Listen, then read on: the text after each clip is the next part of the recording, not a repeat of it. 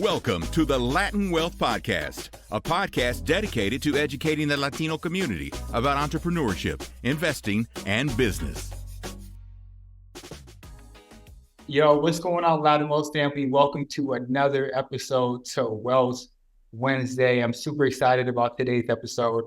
And before we get into today's episode, as always, if you guys can do us a huge favor and share this podcast episode with one other person that needs to hear the Latin Wealth Podcast. And trust me, you're going to want to share this episode because we have our second guest on Wealth Wednesday. We're going to dive into some pretty dope topics, some topics that I don't think we've ever covered on Latin Wealth ever. So definitely pull out your notepads for this one. And again, share this episode with one other person that needs to hear this podcast. And before we introduce our guest, Jeremiah, bro, how you feeling today? Good as always, brother. I don't even want to take up any time. Yeah, Everything is, the light is shining, on my men. We're going to have a great conversation. I'm super excited about this one, not only because we having a conversation of something that we've never talked about before, but just the information. You know us, we're big on giving value. And so this is going to be a valuable episode. So I'm excited. 100%. Yeah, we're both super excited about our second guest on Wealth Wednesday. And a little bit about our guest today. He specializes in leveraging your credit to build or buy businesses. All right. This brother has found a lot of success with real estate, with e-commerce, and a couple different businesses out there. And especially with leveraging, again, your credit to get into different business, right? And we hear about it all the time. Like, there's the credit gurus out there, and the people saying like, yo, I can get you $100,000 in credit. But like we never, my question is like, what do we do with that credit? What do we do with that information or resources, right? So the brother that we have on today, we're going to talk about those things. Some of you probably didn't even know you can get that much capital off of credit and whatnot. So we're going to dive into that as well. Welcome to the podcast, Tobi Rosario. How are you doing today, bro? I'm feeling blessed, man. First, I just want to thank you guys for giving me the opportunity to get on your platform. Really love what you guys are doing. And hopefully I can provide some sort of value where a listener or whoever listens to this is able to take action and maybe do something with their life or maybe progress in their life as well. 100%. That's something that we're big on here is action. That's the key word that you said. So taking those action steps, we give a lot of great advice in this podcast, but the key word, again, is action. So with that being said, man, if you can give us kind of a rundown. I know I gave like some of your like what you do, but talk to us about who you are as a man. Where are you from, man? What's your background? Let the people know a little bit about yourself. Yeah, so I'll give you the condensed version.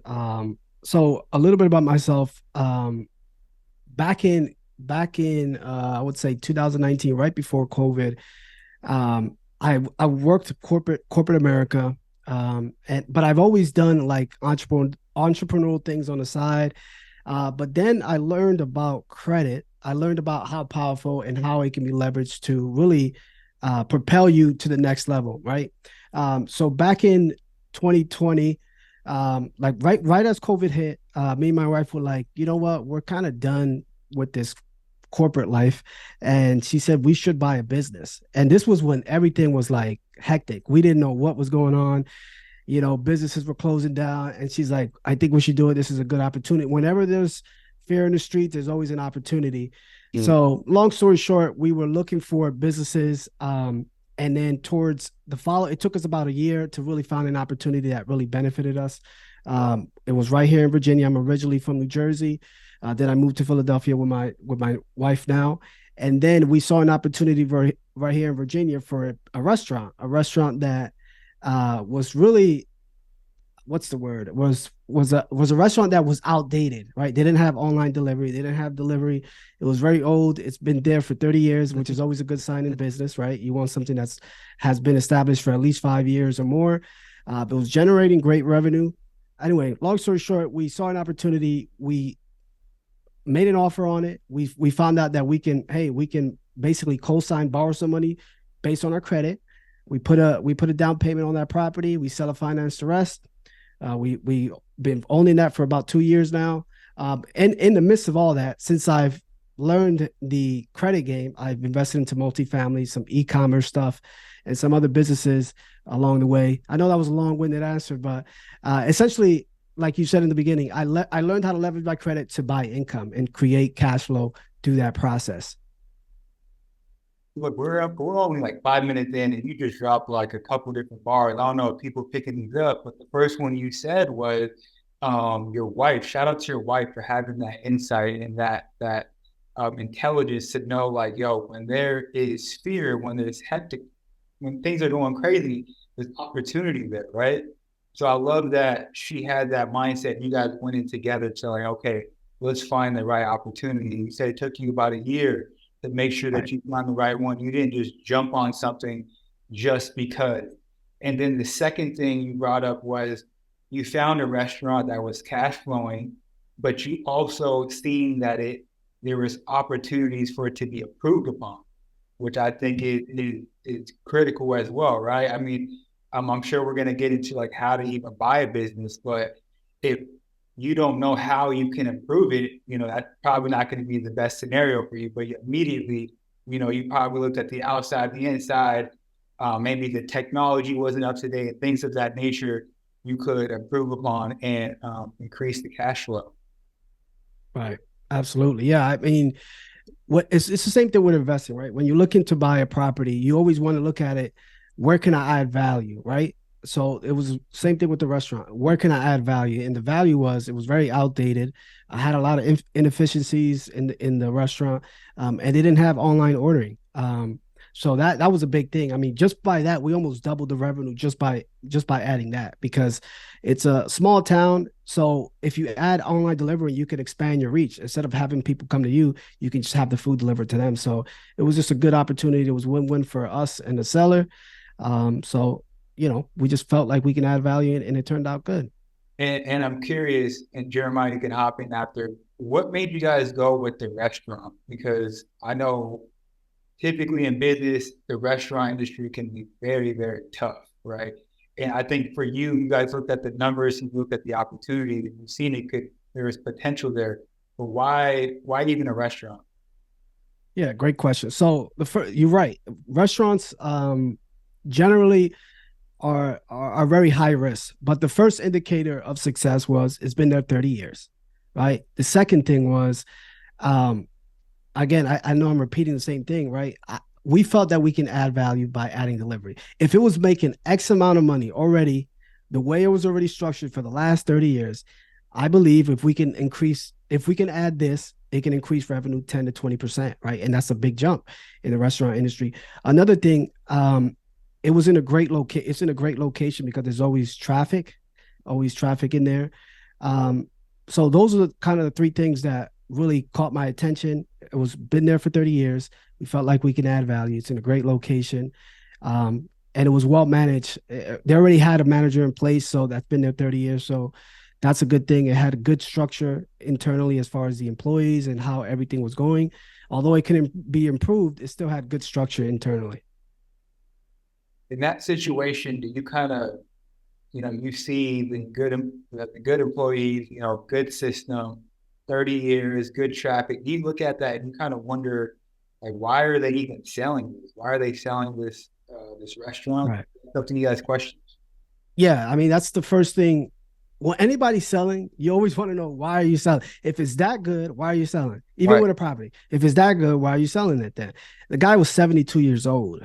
So he just wanted to retire. I mean, he was fed up with it. He was really not, he was tired of it. He was 72-year-old. He had to keep waking up 10 o'clock, 9 o'clock in the morning, get out at 8 o'clock, 9 o'clock in the morning. He lost the energy. He lost the drive. So that's always a good indicator. One mistake I will say, though, and not to sound like, in hindsight, right? Hindsight is 2020. He was very willing to offer a better discount. Had I been more aggressive with my offer, I think I would have gotten a better deal. Because this was like 2021, so a year after COVID, and he was trying to get rid of it. Mm-hmm. I should have been a little bit more aggressive with my offer to get a better deal on my end, because he was willing to sell he was willing to sell at a discount because he just wanted to get rid of it. He was just over it. So to answer your question, first thing you should ask whenever someone's selling, whatever they're selling, why are you selling it? If it's so good, why are you selling it? And then you can uncover and make a decision based on that. And could you run by I think you ran by the numbers at the beginning, but could you, like, for that restaurant, can you run by the numbers again? And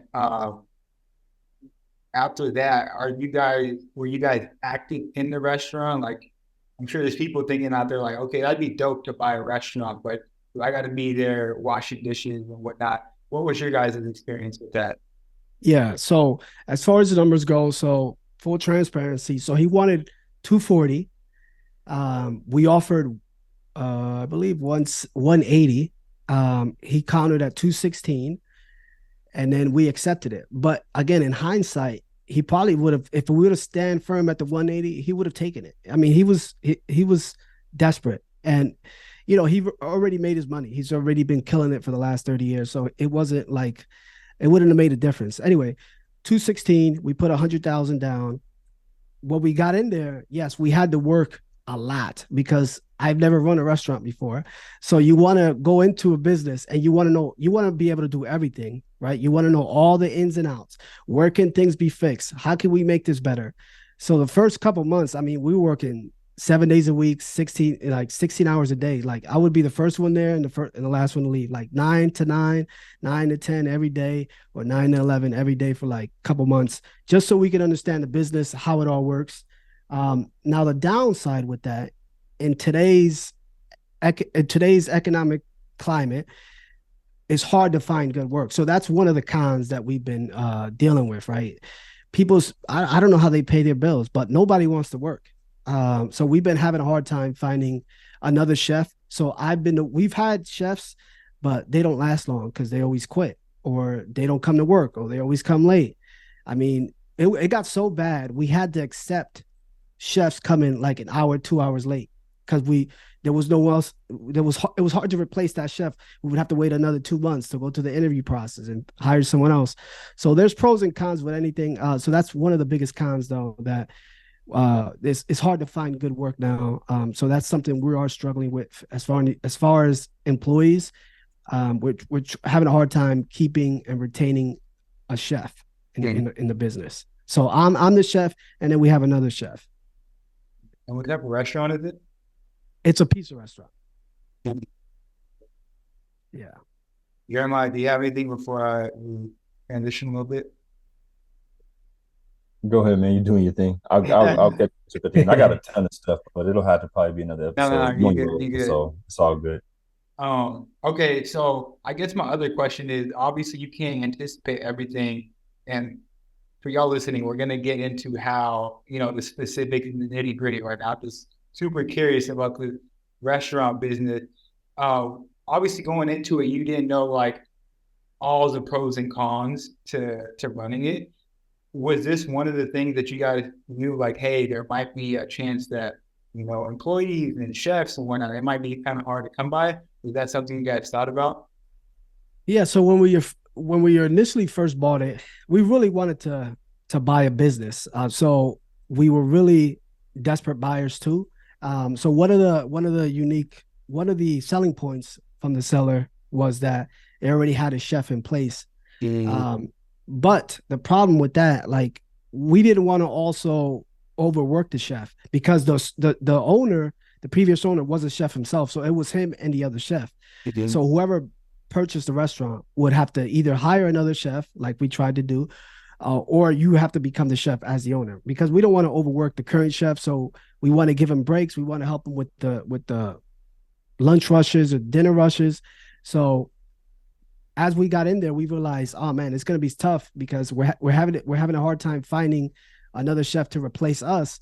We're going to have to be the ones that are going to be in here cooking and, putting the pizzas in the oven, doing the sandwiches, et cetera, et cetera. So that is one of the cons that we realized as soon as we got it. Once we found out we couldn't really retain good chefs, we felt, we were a little disappointed in that sense, that now we have to be owner operator, 100%.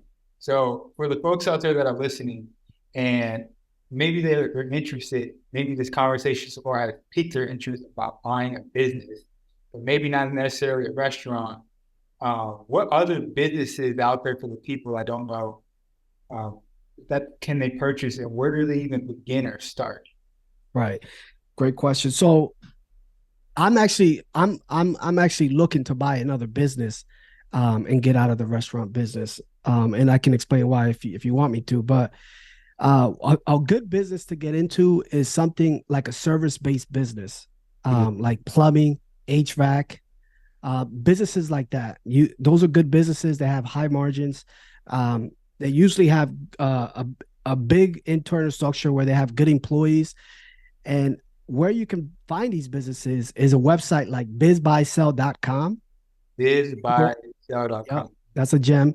You go to bizbuysell.com. You can actually filter. Hey, I want a business that makes a minimum cash flow of 6 figures or whatever the case is. And another thing that you can do that I just found out that I'm actually looking into, you can buy a business anywhere between, I forget what the minimum is, but up to $5 million with SBA loans, and you only have to put 10% down. So if a business is generating is $5 million, is generating a lot of revenue, which typically means a lot of net profit. So that's another thing that you can do. But typically that's where you would go, and then you can call business brokers in the area, and those business brokers can help you find a business as well if it's not listed on that website, bizbuysell.com. That's pretty crazy because I'm looking at it right now, and it kind of shows like how much it would cost to buy the business, but also shows the cash flow. Right, exactly. So that's how you can filter it. Hey, I only want businesses that makes X amount of cash flow, 6 figures, 200, 300, whatever the case is. You can filter it. It even tells you like, okay, the seller. This is another thing that more sellers are willing to do if you ask, even if the listing, see, our listing didn't say seller financing. So seller financing is, let's say, Chris, you're selling a business, you become the bank. So we seller finance $116,000 off my restaurant, right? At 4% interest. That's a whole lot better than going to the bank and financing at 8, 10, 12%, whatever the case is. So he gets a promise. If we sign a promissory note, he gets a monthly payment until that term is over. So when you buy a business, you could always ask, is the seller willing to do seller financing? We can give him a certain down payment, whatever he's comfortable with, and we can finance the rest at a certain interest rate. All you got to do is sign a promissory note. And how do you determine the interest rate? That's usually between you and the seller. So it can be whatever you want. We actually told the seller, we'll give you the 216, but no interest. And he was kind of going back and forth, and his business broker told him just do 4% because that's kind of like the standard average, which it was like 2-3 years ago. But it's really negotiable, basically. Like whatever you and the seller can negotiate, it can be 3%, 4%, 5%, whatever the case is. But it's usually a lot better than going to a bank because the interest rates usually are 8, 10, 12%. Well, and so you were going to mention the reason why you're getting out of the restaurant industry. I mean, you kind of mentioned it, but go ahead and let us know, and maybe what industry. Hey Chris, before we do that, I kind of want to stay on that for a second. Go ahead. On that particular piece. It's funny because a lot of people, strangely, right, like myself, I would never invest in a restaurant. It doesn't interest me. Whatever. But I also like that you mentioned that. I was actually, and I'm giving personal experience of like people like, oh, well, this guy, no, like seriously, I was just on there and actually had a meeting last week about purchasing a book of business for an insurance that the guy was like, hey, I'm moving to this state. I want to sell my book. I'm selling my whole agency. And so it's funny he said that because I'm like, yo, Tobi's really on it because like I just literally had a meeting last week based off stuff that I'm finding there and being able to like shrink down. Because people will be like, oh, I don't want to do a restaurant. Okay, well, I'm in the financial space and I went and found an insurance agency that was selling their whole book of business. Maybe you want to, I don't know, sportswear, whatever it is, whatever, meets your thought or your fancy, your desire to do that. I think that people should definitely invest and think about that in this space. I'm just saying that because it's important to be entrepreneurial in this climate, in this financial climate. I want to drop that, but go ahead, do your thing. Yeah, to add to that, yeah, like you said, there's all kinds of businesses that you might not even think. I mean, I can't think of any off the top of my head, but it's like you could own a CPA business. Yeah. You could buy a what are they called? The medical places. You could buy any business you could think of. I'm You looking could at it, buy it. not to cut you off. I'm looking at it right now. They're selling like pool routes, like Yeah. the routes. Yep. Those are good too. Yep. That's crazy. Yeah, they got FedEx routes. They got any kind of business that can be sold. You can find it on. You can even put it like if you like you said finances. You could put in the keyword to search that specific keyword. Anything that is associated with that keyword, it'll show up. So it's a pretty cool. I spent hours on there just looking at businesses to see what's a good opportunity out there. And that owner finance is the gym Yeah, because that's yeah, definitely what we were looking at. I mean, they were asking like I think 450, and I said, look, I'm gonna give you two, and then you gonna we'll do 2.5, and they're like, yeah, and I'm like, your book of business is equaling what? And then we looked at revenue, profit margin. I'm like, yeah, so this is where where that right. levels out between the two. But no, that's a gym for sure. Yeah, Okay.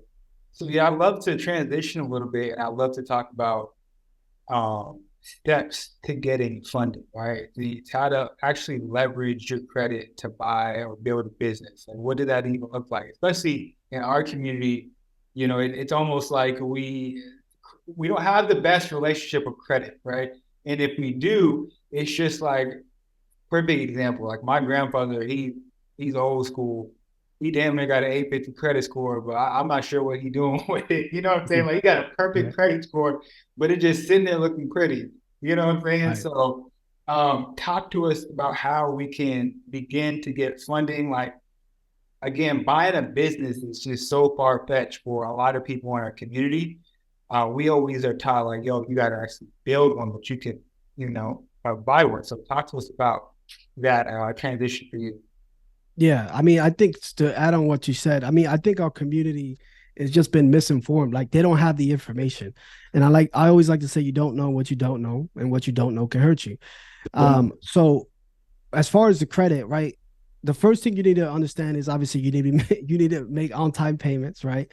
That's how you keep your score high. You need to have, believe it or not, you hear a lot of people say you shouldn't have too many accounts, but the fun fact, right? You need a minimum of 21 accounts to get a perfect credit score, which is 850. So it's actually the more accounts you have, and the reason why that is because it shows the lender you're able to borrow debt and pay it over the course of time, over a long period of time, right? So you're able to manage that. And credit cards, you need credit cards and a mix of accounts with like installment loans, so like a personal loan, a mortgage loan, or auto loan. So how you would get the funding, you would make sure that your credit score is good, preferably 720 and above. And how you do that is, like I said, pay your bills on time. Don't have any late collections, no late payments, no derogatories. Make sure you have a good mix of accounts with like credit cards, personal loans, auto loans, mortgages. That helps with a good mix. And then you would just apply for either personal loans, a business loan, or like I said, now that I'm starting to get into more in the business side, like SBA loans, where they'll actually fund the rest of the down payment. So you only have to bring 10% down. So in a case you want to buy a business and you're broke, right? You can borrow money from the bank. You can go either to a local credit union or a regional bank or a national bank, and you can get a personal loan. Typically, those are a little higher interest rate, anywhere between 8 to 18%. And an installment and a personal loan is just a term loan. A term loan is you borrow 50,000, you have 5 years to pay it off. This is going to be your monthly payment, and that monthly payment is going to be fixed for the term of the loan. So if it's 5 years, and let's just say the payment is $1,000 a month, you're going to be paying that until you pay it off. That payment is never going to change. So in that example, you would go to the bank, you would borrow money, let's say 100 or 50,000, because they're just going based off your credit, right? A lot of these banks, typically, depending on the amount you borrow, they actually won't ask for documentation. They won't say like, oh, we need pay stubs, or we need tax returns. It depends. Sometimes they will. So it depends on how much you ask for and how much you qualify for. So, but most of the time, you can get $20,000, $30,000, $40,000 on a personal loan without showing any documentation. They're going strictly off your credit report. And all your credit report is your resume showing them that you're able to manage debt. And it goes back to what I said before. What makes up a credit profile is having a good mix of accounts, having good payment history, and having credit cards as well, because that shows the lender that you're able to manage debt and not be, you're able to manage debt and not be able to default on those loans. So then you can just like we talked about earlier, you can, if you find a business that makes sense, you can negotiate a term where you put an X amount down, and the rest you can sell or finance with the seller at a certain interest rate that you guys negotiate. But the better route would be an SBA loan, because you can get a bigger business, $1 million+ business that generates a lot more money, a lot more cash flow, a lot more profit, with just 10% down, as opposed to putting, like we had to put 100,000 down for that restaurant. In hindsight, I probably would have put less down and just seller finance the rest, because I borrowed it from a personal loan. It was a little bit higher interest rate compared to 4%. Does that make sense? I don't know. That was a long-winded answer, but no, that was phenomenal. That was a lot of game right there. But I want to go back to managing like a variety of different credit cards, right? Credit accounts. For the people out there, you threw out the number 21 different cards if you want to have an 850 credit score, correct? Right. You need a minimum of 21 accounts to get to the perfect 850 credit score. Minimum. So do all 21 of those accounts need to be active? Like, I don't want people out here getting 21 accounts and they just going crazy, right? Especially during the holidays. No, they don't necessarily need to be active. It just needs to be like you had it at one point. It was an account that you had. But the way to build up your score would be depending on where you're at in your credit journey. Like if you have a low credit score, you can do like credit builder accounts like Self, Credit Strong. These are accounts where you put money up or you just pay a monthly fee and it's like an installment loan, and that helps build up your credit. And you can start with like starter cards as far as the credit cards. Like Discover is a good one. If your credit score is low or you're starting to get credit, then you can apply for like the big banks like Chase, American Express. But yeah, it's just an overall as far as the accounts over time, right? You don't need to have 21 credit cards at the same time, right? If that's what you're asking, no. Got you. Makes sense. And so could you dive into how we got into the e-commerce space? I'm sure you obviously use this strategy to get into e-commerce, but for the people out there that are interested in that, how did you dive into that? Yeah, so e-commerce is just Amazon, right? Amazon is a good, everybody knows Amazon. It's just another source of revenue where I diversify as opposed to the restaurant, right? It is semi-passive because I hire what we call a virtual assistant to actually run my store for me. He finds the products and then we list them and then we sell them and he deals with everything from there. But I decided to get into that because it's semi-passive and it's a little bit better. It's a little bit better than having rental property, but I still like rental property because you get tax benefits from real estate. But e-commerce is good for cash flow. It's good for like semi-passive income. Got you. So what's the next business that you are looking to jump into? I know you mentioned earlier looking to transition out of the restaurant industry, but what are you looking to get into next? Yeah, I haven't really whatever business. All the lessons I learned from this business, it needs to have the bigger the business, the better, actually, believe it or not, because this was a local restaurant, right? So if one employee calls out, it's hard to, you know what I mean? Like I have to work it. But if it's a bigger company where like 20 employees and 1 or 2 employees call out, it's a lot easier to manage. Like we probably won't miss a beat. So I'm looking for a bigger company. And as far as what type of business, I haven't really narrowed it down. Anything where it makes money and makes sense, but something that I can be more of a business owner, not actually in the business, where I'm more like overseeing the business. So it needs to have like a good employee structure where I don't necessarily have to be in there all the time. It's not so small where it always depends on me. It needs to be somewhere or something that it has a lot of employees and I don't necessarily need to be there and has a manager in place. Got you. That's kind of what I'm looking for. Yeah. Yeah, 100%. And we could definitely start wrapping this thing up pretty soon. A lot of great information in here.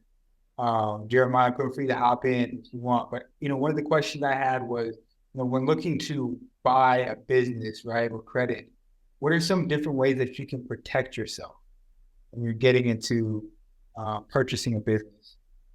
Well, the first thing you need to do is usually whoever's listing a business has like a business broker, so you can ask them questions about the business.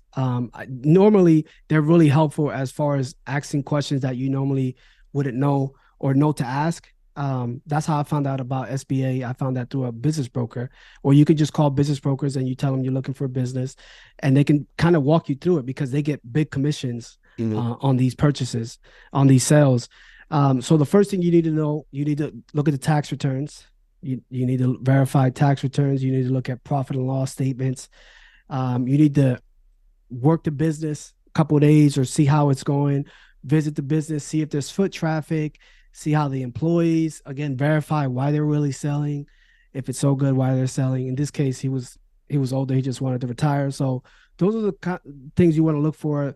You want to see if there's any red flags based on that. Like if the profit and loss, like we looked at a business in Florida, we wanted to just buy a business. It didn't matter where it was. We looked at a business in Florida right during COVID, like later that year, and he sent us a profit and loss statement, and it looked photoshopped. It just looked photoshopped, and I said, something ain't right. It looked photoshopped, so it looked like, I don't know, it just looked fishy. So you want to verify all that stuff before you actually like pull the plug, and take the leap. So little things like that, you always want to ask all the questions you need to before you make a decision. How much did it make last year? Why did it decline? Why is it on a steady decline instead of, is it steady or is it going up? Things like that you want to ask. What did you do about that situation that looks Photoshop? When you just like, you were messing with it, or did you tell them like, hey, we need some verified documents? What did that, how did that happen? Yeah, I pretty much just ignored him. I said he was dishonest. He got on the phone and he told me, yeah, I just sent you the P&L. Let me know if you're interested. He was very desperate because this was at a time where like people were like trying to sell. And I'm like, no, it just doesn't look, I don't know. It didn't feel right. So, and then I saw that. I said, never mind. I'm not even going to entertain it. Yeah, especially when he said he's being desperate. That should be a red flag right there. Yeah, exactly. You always want to know why. That's the most important thing. Dope. I love it. One last question for me, and then Jeremiah, if you had something, can you go over like some top businesses that people look to buy maybe in 2023 or 2024? Like what are like I know you said HVAC businesses and whatnot, but what are some other ones that are like pretty popular that people can keep?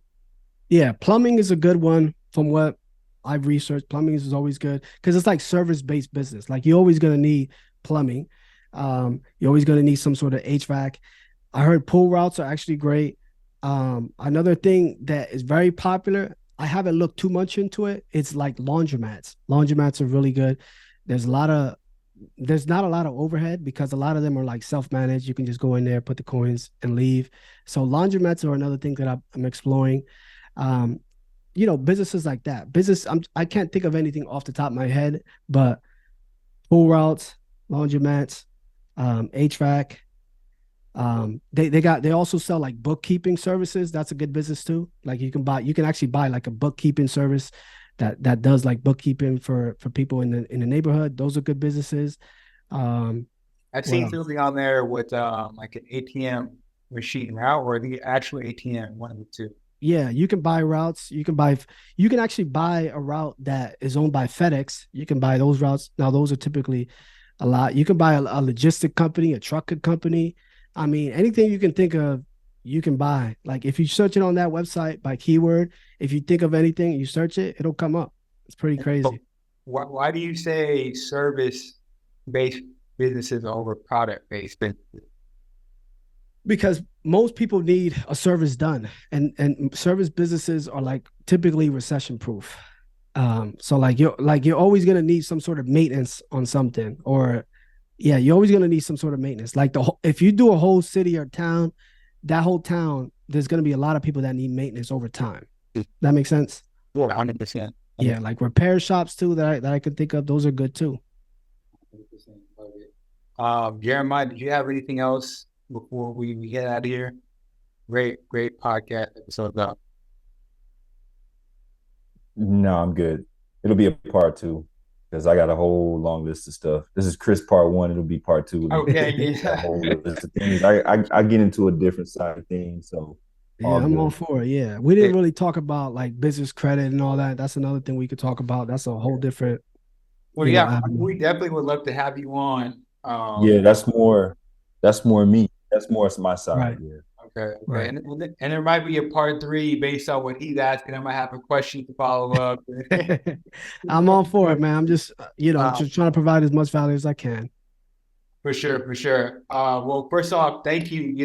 Typically on these shows, we want to keep it like condensed. We want to get right to it. But we definitely would love to have you on for a part 2 before the end of the year or something like that. And we'll have like a follow-up part 2 to this conversation. I think will be very valuable for the people out there. But for the folks out there that want to connect with you, that want to give you a follow, where can people reach out to you? And we'll link everything in the description of this podcast. Yeah, so they can reach out to they can just search on YouTube, Tobi Rosario, Tobi Rosario. The same thing with Instagram, full name Tobi Rosario. Well, dope. I love it. A lot of great information in this podcast episode. And like we said in the beginning, if you could share this episode with one other person, it would mean the world to us. Go ahead and give us a follow on at Latin Wealth. And, go give Tobi a follow as well. And with that being said, the Latin Wealth family, we'll catch you guys next week. Peace. Peace.